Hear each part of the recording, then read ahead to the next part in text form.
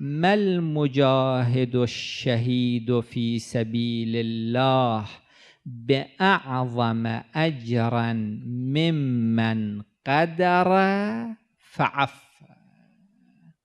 المجاهد مو أعظم من هذا الشاب الذي يعيش أجواء الإغراء وأجواء الإغواء. شبابنا الذين يعيشون في الجامعات مبتلون بهذه المشكلة، الجامعات المختلطة. الآن ما يحتاج أن نذهب إلى الجامعات المختلطة، الآن كل غرفة من غرف بيوتنا محل اختبار وامتحان.